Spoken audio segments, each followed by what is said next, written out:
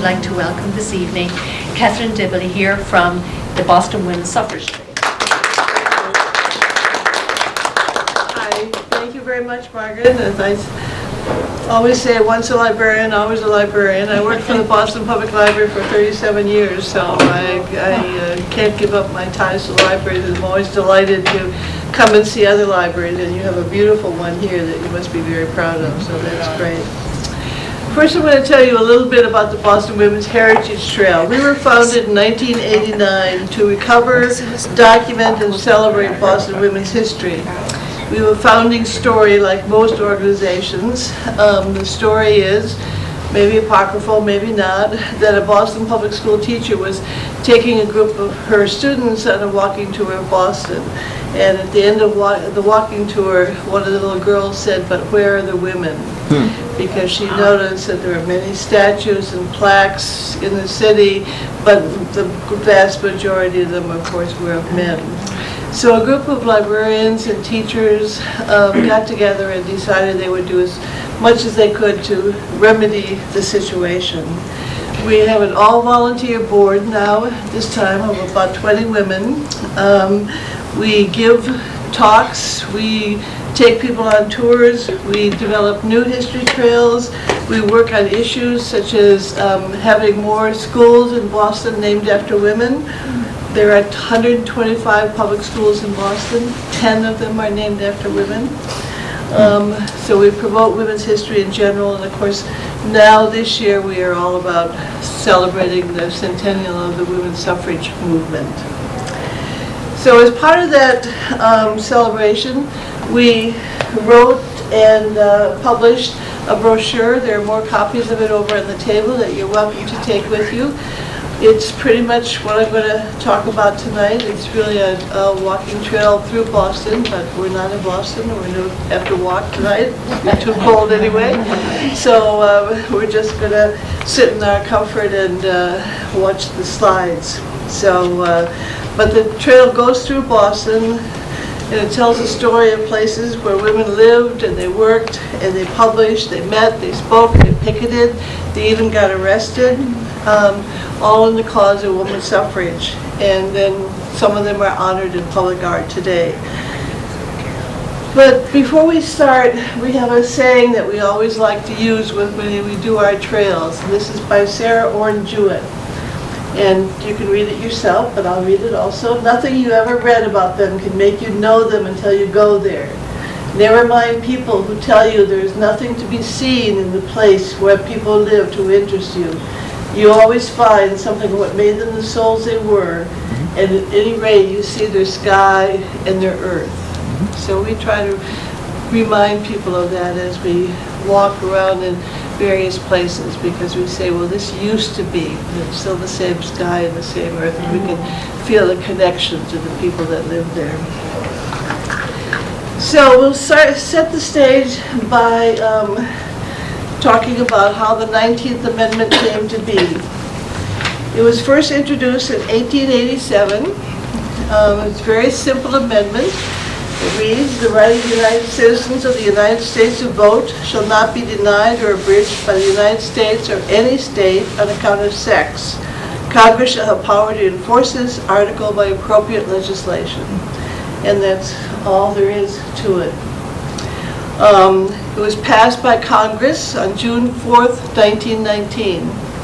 Then after an amendment to the Constitution is passed by Congress, it needs to be ratified by a certain number of states.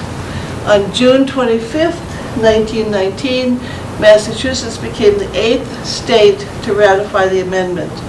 But it wasn't until the following year, August 19, 1920, that Tennessee gave the last required vote to ratify the agreement. There needed to be 36 states that ratified it, and Tennessee was the last one. So today we celebrate August 19th as Women's Equality Day. You also see on this slide the 19th Amendment flag with 36 stars, one for each of the 36 states required for ratification. And the colors of the American suffrage movement were gold for give, white for women, and violet for vote. That is, give women the vote. And here is the front page of the Boston Globe. And in Tennessee, gave the final vote to get the amendment passed in the Constitution. So how long did it take? It took 72 years to get, from the time the amendment was first introduced, the discussion was first talked about. We could say it went back to Abigail Adams because we're all familiar with her statement to her husband when she said, remember the ladies. And of course, the sentence we all love is, do not put such unlimited power into the hands of the husbands. Remember, all men would be tyrants if they could. But she actually never asked for the vote. That would have been too radical. She wouldn't have gone that far.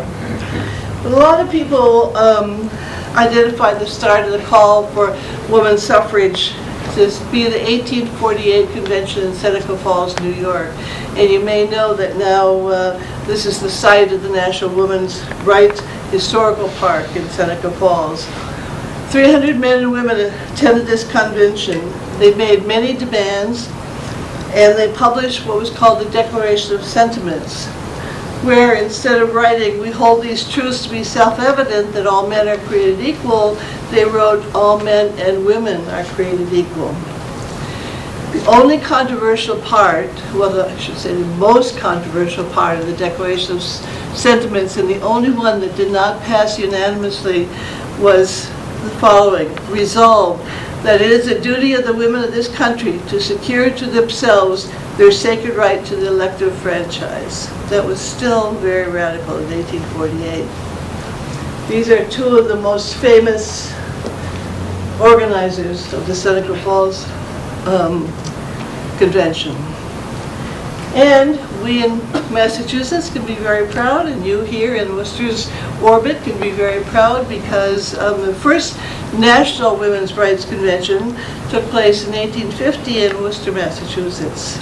There people attending were Lucy Stone, Sojourner Truth, Abby Kelly Foster, Susan B. Anthony, and Stanton and Mott. There were 1,000 men and women that attended this convention. But as I said before, if we use 1848, we can say it took 72 years for women to get the vote. Now, if we were actually in Boston, we would start our walk. We started at Massachusetts State House. On the second floor south, outside Doric Hall, there's a bas-relief mural called Hear Us. This came to be because in 1996, there was a recognition in the State House that the art collection was sorely lacking in images of women. So the Massachusetts legislature authorized a work of art to honor the contributions of women to public life in Massachusetts. The work depicts 6 women, 5 of whom were actively involved in the suffrage movement: Florence Luscombe, Mary Kenny O'Sullivan, Sarah Parker Ramon, Josephine St. Pierre Ruffin, and Lucy Stone. Florence Luscombe was one of the first women to graduate from MIT. She graduated with a degree in architecture. She was a leading Massachusetts suffragist. She organized events, she sold journals, she went on the lecture circuit. She was also a leader in the peace movement. She campaigned for prison reform and factory safely, and eventually was an early activist against the Vietnam War. She served as executive secretary of the Boston Equal Suffrage Association for Good Government. And by the way, there were many, many different suffrage organizations. So I'm going to mention a lot of them. Don't worry if you can't keep them all straight, because there were a lot of different ones. Mary Kenny O'Sullivan worked as a bookbinder in Missouri and Illinois before becoming a full-time labor organizer. She moved to Boston, and she and her husband both worked and lived for a time at Dennison House, which is a settlement house on Tyler Street in Boston. She was one of the principal founders of the National Women's Trade Union League in 1903.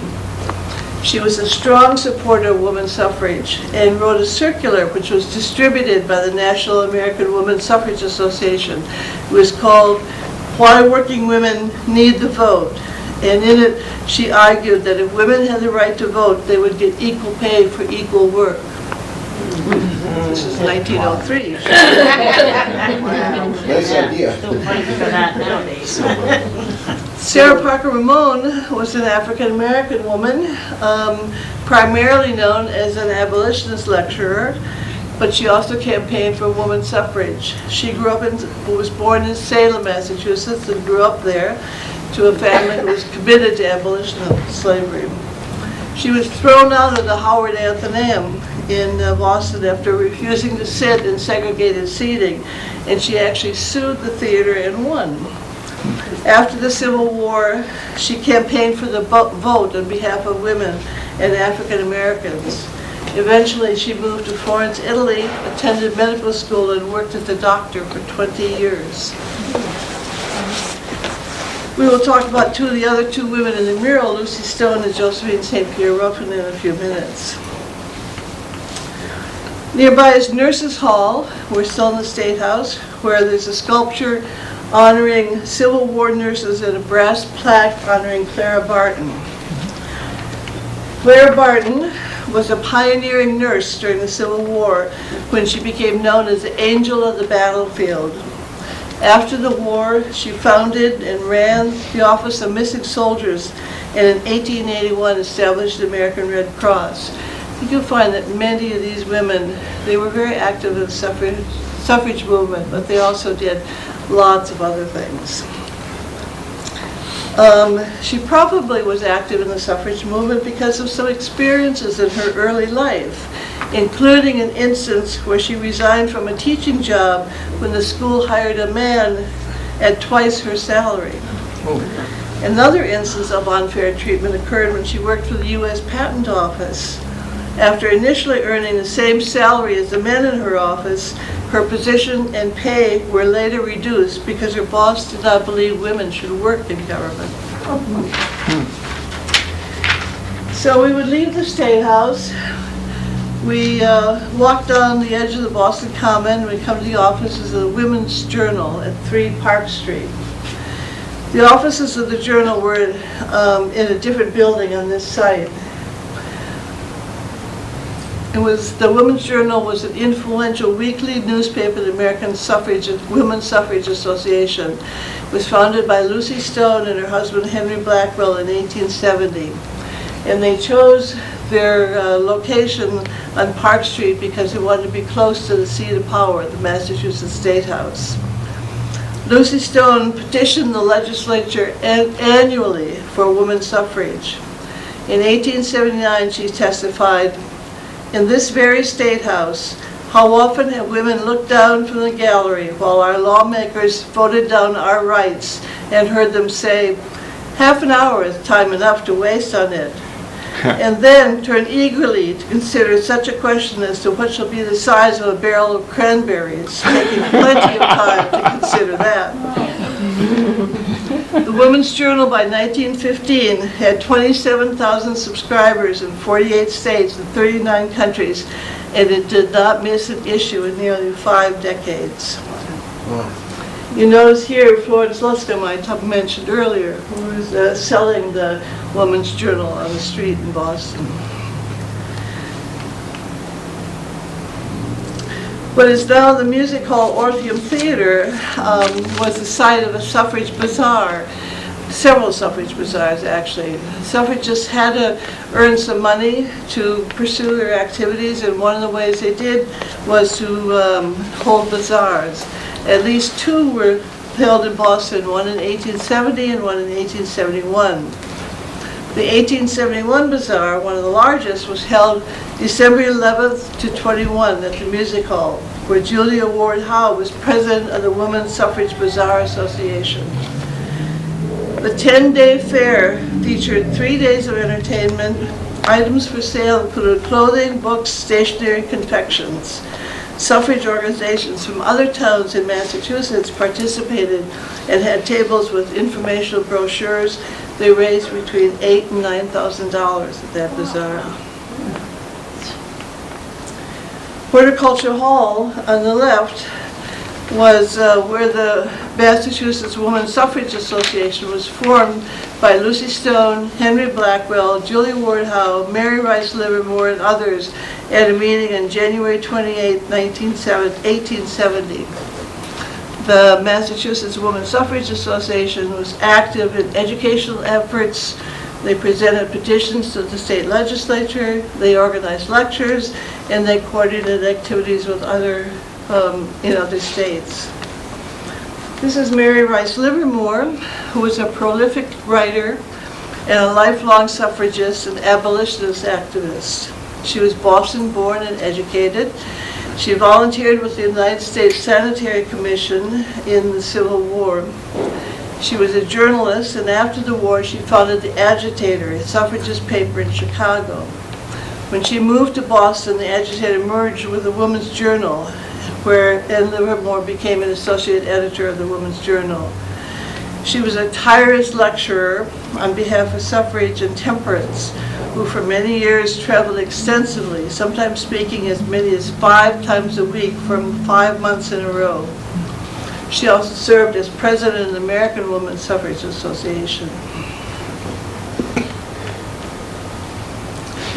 This is the old Boston City Hall. We show this because the Boston School Committee met here in the 1870s. Women were actually elected to the Boston School Committee before they could vote. In 1875, 6 women took their seats on the committee. They were all elected by men. In 1876, 4 women were re-elected, including Lucretia Crocker, who later became the first woman supervisor in the Boston Public Schools, and Abigail Williams May, who succeeded in starting a Latin school for girls. In 1879, women were given the right to vote for school committee members, so that was quite a long time before they could vote in general elections. 9 years earlier, in 1870, one of the first attempts in the nation by women to vote took place in Hyde Park, which is now a section of Boston, but then was a separate town. This was Sarah Grimke and her sister Angelina Grimke. They were well-known abolitionists and had worked for years giving speeches and lecturing about abolitionists. They were part of a group of some 50 women who cast ballots in the town election in Hyde Park. Their votes were accepted, but not counted. The attempt was widely covered in the press. In 1838, Sarah Grimke had written a book called Letters on the Equality of the Sexes and the Condition of Women, which was a book that influenced Lucy Stone. In 1838, when Angelina Grimke spoke in the Massachusetts State House urging the abolition of slavery, she was the first woman to address a state legislature. And one of the things the Boston Women's Heritage Trail is very excited about that just happened very recently, that a bridge was recently renamed in Hyde Park for the Grimke sisters. So we are making progress in getting women's names out there.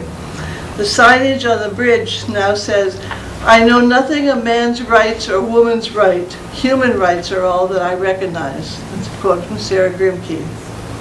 And it says, "Dedicated to the memory of Sisters Sarah and Angelina Grimke, Hyde Park residents who fought tirelessly for the equality of all people in the abolitionist and women's rights movement." This just happened in October. Wow. This is Faneuil Hall. In Faneuil Hall there's a bust of Lucy Stone, but this was the site of the New England Women's Tea Party in 1873, which was held on the 100th anniversary of the Boston Tea Party. "Taxation without representation is tyranny," was the clarion call at Faneuil Hall on December 15, 1873.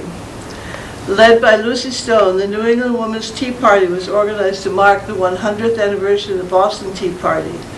Speaker after speaker rose to address the standing room only crowd, calling for equality for women, especially the right to vote, and reminding the attendees of the 1773 cry, "No taxation without representation." This is the bust of Lucy Stone that's in Faneuil Hall.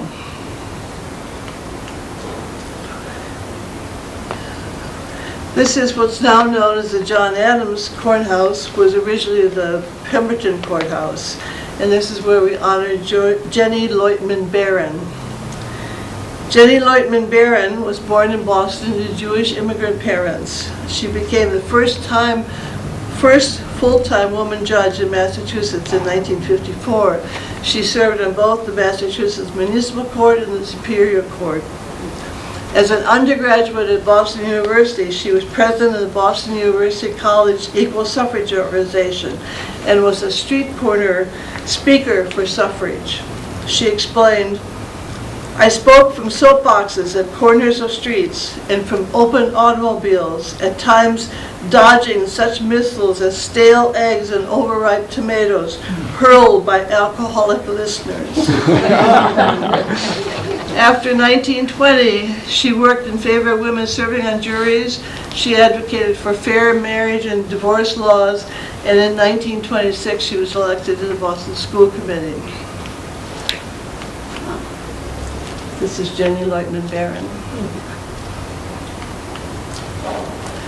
I mentioned before Josephine St. Pierre Ruffin, who's one of the women who's on the mural of the State House. She was an activist for suffrage and equal rights as a publisher, journalist, and editor. This is her home on Charles Street in Boston. In 1894, she organized a Women's Era Club, a group focused on the African American women's issues, and later founded the Women's Era, the first newspaper published by and for African American women. She was a charter member of the NAACP. She was also co-founder of the League of Women for Community Service, and with Lucy Stone and Julia Ward Howe, a co-founder of the Massachusetts Women's Suffrage Association. This is Josephine St. Pierre Ruffin and her newspaper.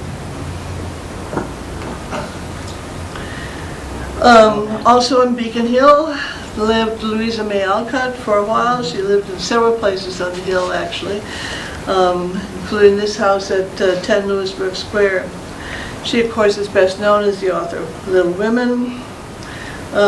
She was also an active abolitionist and suffragist. When Massachusetts passed a law in 1876 allowing women to vote for school committee members, Alcott was not only the first woman to register where she lived in Concord, Massachusetts, but also worked to encourage other women to vote. Across the street from Lewisburg Square is the Phillips School, and Mary Eliza Mahoney attended that school for a few years as a young woman. She was the first African-American woman to become a registered nurse. She was a strong supporter of women's suffrage. In 1920, at age 76, she was one of the first women in Boston to register to vote after ratification of the 19th Amendment. She was born in Boston, attended this school from grades 1 through 4. After graduating from the New England Hospital for Women and Children, she had a successful career as a private nurse. She founded the National Association of Colored Graduate Nurses and is honored by a medal awarded annually by the American Nurses Association. Julia Ward Howe, familiar name to all of us, known worldwide for writing the lyrics to the Battle Hymn of the Republic. She was an outspoken suffragist, president of both Massachusetts and New England Women's Suffrage Associations, and editor of the Women's Journal, as well as co-leader with Lucy Stone of the American Women's Suffrage Association. She was a longtime president of the New England Women's Club, as well as a pacifist. She issued a Mother's Day proclamation in 1870 proposing Mother's Day for peace. She wrote essays, plays, books, and poetry. She founded a literary magazine. She was an advocate for women's education. And in 1908, she was the first woman elected to the American Academy of Arts and Letters. And this is something the Boston Women's Heritage Trail is very proud of because we had a role to play in the founding of this memorial. You may know that if you're familiar with Boston at all, the Commonwealth Avenue, which is down in the Back Bay, at each intersection has a statue, and of course, they're all men. There were 2 spaces left, actually, 2 intersections left. One was given to the memorial for the firefighters who were killed in the Vietnam fire, and the other was given by the mayor for a women's memorial. So this is where Phyllis Wheatley, Abigail Adams, and Lucy Stone are honored at the Women's Memorial at Commonwealth Avenue. You've heard a lot about Lucy Stone. She's really our hero. We feel that Susan B. Anthony and Elizabeth Cady Stanton get more recognition than they should, and Lucy Stone is sort of forgotten about, but she's our local hero. She was the leader of the New England Suffrage Association and founder of the suffrage newspaper, the Women's Journal. She was one of the first Massachusetts women to graduate from college when she graduated from Oberlin in 1847. And after college, she was an active abolitionist speaker. When she married Henry Blackwell, Stone became the first married woman to officially keep her family name, leading to the coining of the late 19th century term Lucy Stoner, to mean a woman who stood up for her rights, especially one who uses her family name after marriage. So if any of you women kept your maiden name, you're a Lucy Stoner. She helped to organize the first National Women's Rights Convention in Worcester in 1850, and she founded the American Women's Suffrage Association in 1869. She was called the Morning Star of the women's rights movement. She was also, interestingly enough, the first person cremated in New England, and that cremation took place at Forest Hill Cemetery, where there's a chapel named in her honor. This is the Lucy Stone portion of the Women's Memorial. And sculpture also honors Abigail Adams and Phyllis Wheatley, who was the first African-American poet published in book form and is widely recognized as the mother of African-American literature. And this is a good time to mention that a statue is being planned in New York City in Central Park. Right now, Central Park in New York, an enormous park, has no statues of real women. They have statues of fictional women, Shakespeare's Juliet, Mother Goose, and Alice in Wonderland, but no actual real women. So they're going to do a statue that's going to have Susan B. Anthony, Elizabeth Cady Stanton, and Sojourner Truth. And we're very excited because the sculptor that did the Boston Women's Memorial got the commission to do this sculpture in Central Park, Meredith Bergman.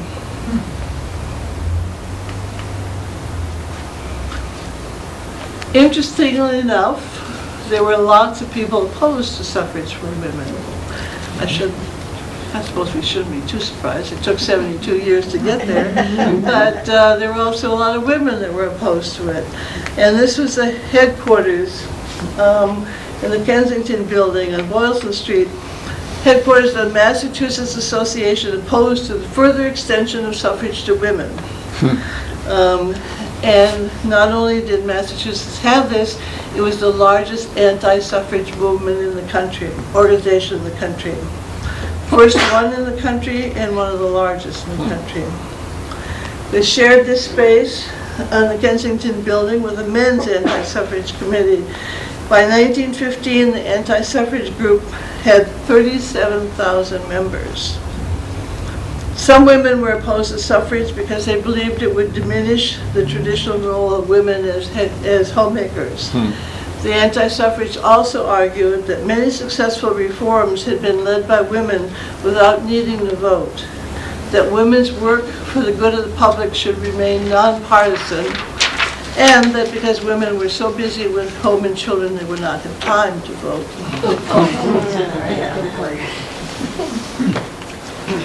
This is another building that was described by the Boston American in a newspaper in 1913 as a busy beehive full of workers for women.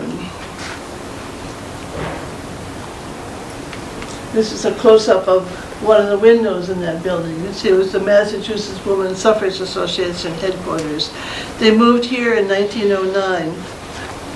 They shared the building with the College Equal Suffrage Association, the Massachusetts Men's League for Women's Suffrage, the New England Women's Suffrage Association, and the Boston Equal Suffrage Association for Good Government. I'm not quite sure why it was necessary to have so many different organizations.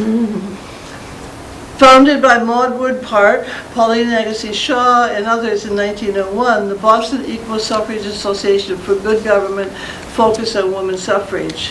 They tried a variety of tactics. At this time, they were getting tired of just lecturing and trying to win people over, and they got a little bit more aggressive. They did trolley tours, they did outdoor meetings, they did door-to-door visits, and they reached out to immigrants and women workers. They also ran a cafe to raise money. They wrote, this is near where City Hall was located. You can see the menu. I don't know how much you can read it from here, but good prices. Yeah, well, There you go. The tomato salad, for instance, cost 20 cents, and you could get minced lamb on toast with currant jelly for 25 cents. So this is one way they tried to raise money. And this is the back of the menu. Sunflower Lunch is the child of our association. It can pay the rent of our headquarters if it can serve enough guests. It averages 160 guests daily, needs 40 more guests daily. Will you be one by making it a point to lunch with us when you are in town? We give a delicious lunch at a low price in attractive surroundings where you will meet friends. Come soon and often. Come and bring friends.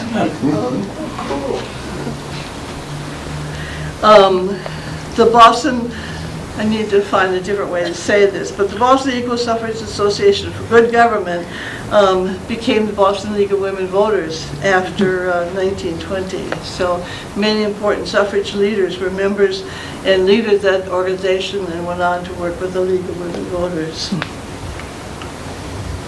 Maud Wood Park, who served as executive secretary of that association, was a dedicated lecturer, lobbyist, and political strategist for suffrage and a co-founder of the College Equal Suffrage League. She worked with the National American Women's Suffrage Association and was a leader in the effort to ratify the 19th Amendment. She was a graduate of Radcliffe College and later donated her papers and memorabilia, which was the start of what we now call the Schlesinger Library in the History of Women in America, which is now at the Radcliffe Institute. Pauline Agassiz Shaw was also president of BSAG, the Boston Equal Suffrage Association for Good Government. She was a wealthy philanthropist who supported many causes, including kindergartens, school lunches, the North Bennett Street School, a settlement house in the North End, and the Paul Revere Pottery, founded to provide a livelihood for immigrant Irish, Italian, and Jewish girls in the North End. Margaret Foley, who earned the nickname the Grand Heckler for her powerful voice in the suffrage movement, had worked at a hat factory as a young woman. She was unique in her links to both the Women's Trade Union League and the Margaret Brent Suffrage Guild, which was a Catholic organization. She delivered countless impassioned speeches, traveling by automobile from one destination to another in what she called her big suffragette machine. On one occasion, she delivered suffrage material to the city of Lynn by tossing it out while riding in a hot air balloon. Susan Walker Fitzgerald was also active in the campaign for suffrage. She began her career in progressive causes while still in college at Bryn Mawr, where she organized the Student Government Association. She served as executive secretary of the National American Women's Suffrage Association, and after 1920, she was the first female Democrat elected to the Massachusetts House of Representatives. Then we go to my favorite place, the Boston Public Library. And we see in the Bates Hall Reading Room a bust of Lucy Stone by Anne Whitney and a bust of Alice Stone Blackwell, the daughter of Lucy Stone, by Frances Rich. Alice Stone Blackwell, it said, was the daughter of Lucy Stone and Henry Blackwell. She was an activist for suffrage, human rights, and peace. She edited the Woman's Journal after her mother's death, and in 1890 she led the movement to reconcile two competing branches of the suffrage movement. She was also involved in many humanitarian causes, including relief for Armenian refugees, labor reform, and rights for African Americans. We go back to my favorite, our favorite, Lucy Stone. She was a New England and a national leader who is sometimes overlooked, but she is recognized in 4 different places in public art in Boston. One in Faneuil Hall, in the State House, the Boston Women's Memorial, and the library. One of the reasons that we think Stone is overlooked is that she was very modest and preferred working behind the scenes. Another is that she had a major falling out with Susan B. Anthony and Elizabeth Cady Stanton over whether to support the 15th Amendment, which gave black men the right to vote in 1870. Stone supported the amendment. She felt that if the 15th Amendment got passed, black men got the right to vote, then they could work on the right for women to vote. Elizabeth Cady Stanton and Susan B. Anthony were adamant that black men shouldn't get the vote unless women were also included. They saw that as the opportunity also to have women get the vote. And so there was a big split in the suffrage movement at that time. So the other reason that perhaps Stone is overlooked is that Anthony Stanton wrote the history of the women's suffrage movement. And so, of course, they did not give Lucy Stone as much credit as we think she should have gotten.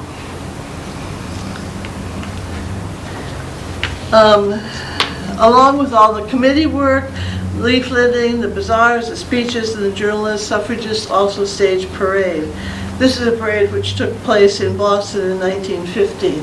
In 1915, there was a referendum on the ballot in Massachusetts that would give women the right to vote. And women were pretty convinced that this was going to pass and this was their time. So this was called a victory parade. Unfortunately, the amendment did not pass, and so it took another 5 years.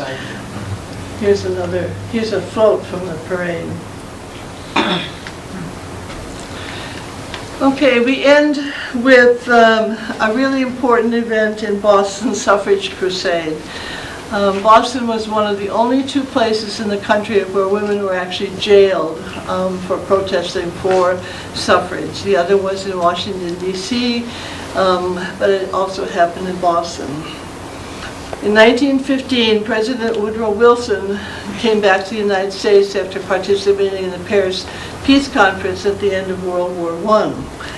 He arrived by Boston by ship on February 23rd, 1919, and the city welcomed him with a huge parade. They closed some stores, they had lots and lots of people lining the streets. It was a very big occasion. Well, the suffrage women felt that even though President Wilson had come out in favor of suffrage, he was not for a very long time, but he had finally decided it was okay for women to vote, but they felt that he was not doing enough to encourage members of Congress to pass the amendment. So they decided that they would picket the reviewing stand, which would be held in front, which would be placed in front of the State House. So, this is not in Boston, actually, but this is one of the National Women's Party banners that they used for to protest against President Wilson. So those women picketed, they were lined up in front of the reviewing stand at the State House, and the police arrived, and they told the picketing women that they had to leave, and the women refused to leave, and 19 women were arrested. They were taken to the basement of the Pemberton Courthouse, which you mentioned before, which was where the Women's Detention Center was at that time. This is a picture of Betty Graham Swing, who was one of the women who was arrested. She had originally, or earlier, been arrested in Washington, D.C. when women picketed the White House. And she had been taken, along with other women, to the Occoquan workhouse in nearby Virginia, where on November 10th, 1917, she, along with the others, experienced what they called the Night of Terror. The prison warden there had given instructions for that the jailed suffragists should be terrorized, and they were treated very badly that night, and that made national news. She joined a hunger strike that the women in that workhouse went on after that. So when she came to Boston, she had already been a veteran of picketing, and she apparently, the newspaper accounts in Boston said she was the only woman to resist arrest on the morning that they were picketing the State House. Later, she married a broadcaster who was prominent at the time named Raymond Swing, and instead of being a Lucy Stoner, she persuaded him to use both their names. She became Betty Graham Swing, and her husband became Raymond Graham Swing. But after the 19th Amendment was passed, she continued to advocate for women's rights, and she worked closely on the Equal Rights Amendment. So back to what happened that day. In the afternoon, after the women were arrested, by the way, President Wilson never saw these women picketing. They were arrested before the parade got to the State House, so he never saw them. But in the afternoon, some suffragists staged what they called a watch fire at the Parkman bandstand on Boston Common. Suffrage walk fires were started in Washington, D.C. at the State House, or at the White House, and they were used to burn President Wilson's speeches. This was a form of protest. So in Boston on that afternoon, they burned President Wilson's speech. They didn't actually have a copy of the speech, so they burned blank paper, but that was the point of it all. And 3 of the women who did that were also arrested and taken to the Pemberton Courthouse for jail. This is, again, the courthouse where they were held. They were held overnight. They were taken to court the next morning. And the next morning, one young woman had her case continued and later dismissed, and one was acquitted. The rest were convicted and given the choice of spending 8 days in jail or paying a $5 fine. 4 of the women paid the fine, but the remaining 13 refused and were taken to the Charles Street jail to serve their sentences. They really didn't stay in jail for 8 days because somebody came to bail them out. It was unclear who that was. There was a suspicion it was somebody from the Boston City official, because they felt that the Boston City officials were pretty embarrassed at the whole thing that happened. To publicize the arrest, the National Women's Party organized what was called a prison special, which was a chartered train tour. They started in February 1919 from Washington, D.C. and traveled throughout much of the United States. 26 suffragists aboard the train had all been imprisoned for picketing. At each stop, they spoke to large crowds about their prison experiences, usually in prison garb. They came to Boston on March 9th through 10th. They appeared at the Wilbur Theater, and they were joined by the Boston suffragists who had been recently released from the Charles Street jail. So finally, after all this work, after the parades and protests, the arrests, the journals, the leafletting, the soapbox speeches, the bazaars, the campaigns, the lecturing, countless meetings, the conventions, the demonstrations, the petitions, the lobbying, suffrage won. March forward. The last 12 states to ratify the amendment did so over many years. Some later in the 1920s, then some through the 1940s, 50s, and 60s. The last 50 to ratify the amendment were Georgia and Louisiana in 1970, North Carolina in 1971, South Carolina in 1973, and Mississippi in 1984. And although we celebrate the fact that after a long, hard campaign, American women did win the right to vote, we know that many still do not have voting rights in this country. Native Americans were not recognized as citizens until 1924 and were still not allowed to vote. Asian Americans did not become citizens or win the right to vote until 1952. Realizing that many people of color were being prevented from voting, Congress passed the Voting Rights Act in 1965, but that act was weakened in 2013. And voting rights are still a very important issue today. Thank you.